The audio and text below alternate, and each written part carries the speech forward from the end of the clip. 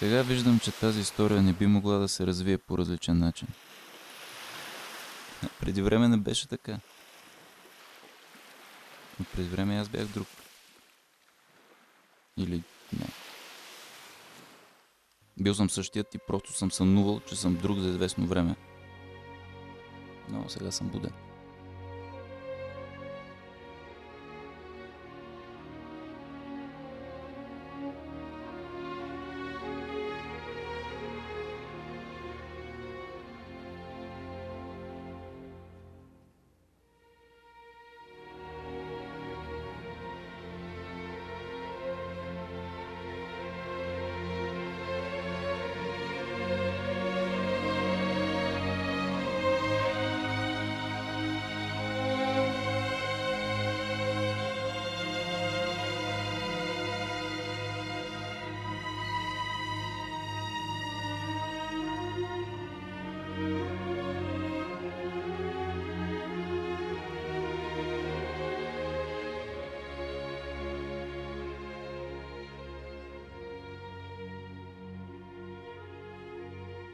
Винаги съм се чудел какво би станало,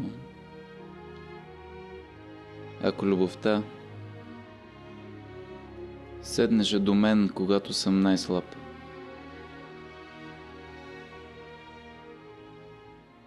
И да ме накара да повярвам отново в нея. Да ме накара да повярвам отново. Да каже: ще се омъжиш ли за мен?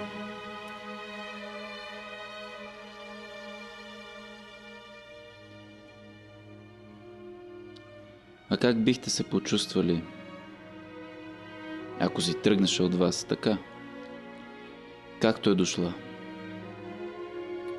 С усмивка и за един миг.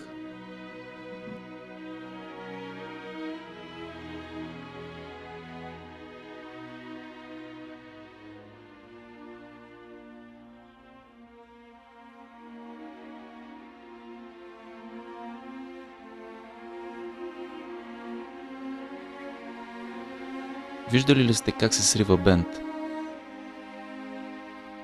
Всичко започва от мъничка цепнатинка.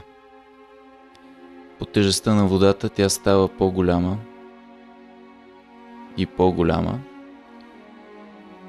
Тежестта на бента и масата на водата се обръщат срещу него. Той не издържа повече. И водата започва да капе от едно място. Все по-бързо. Все по-бързо.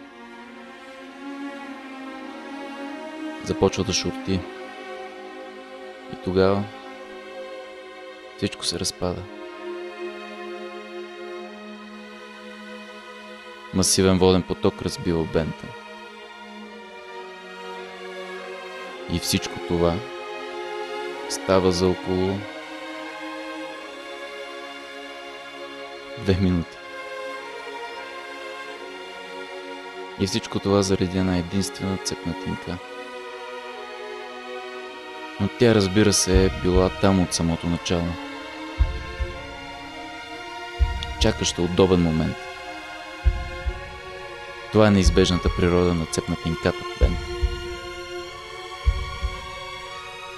Разбира се, пясъкът има своята роля.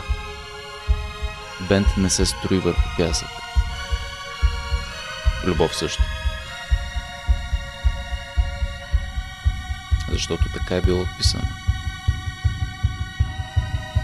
Нещо умира. Друго става по-силно.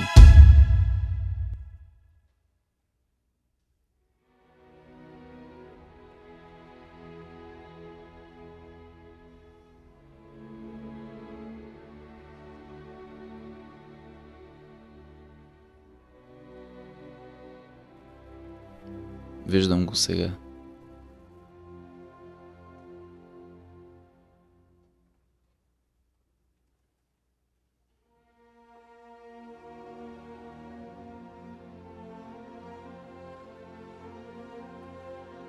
баланс.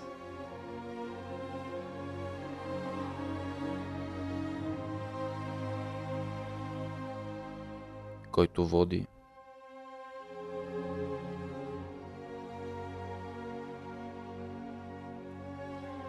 до спокойствието на духа.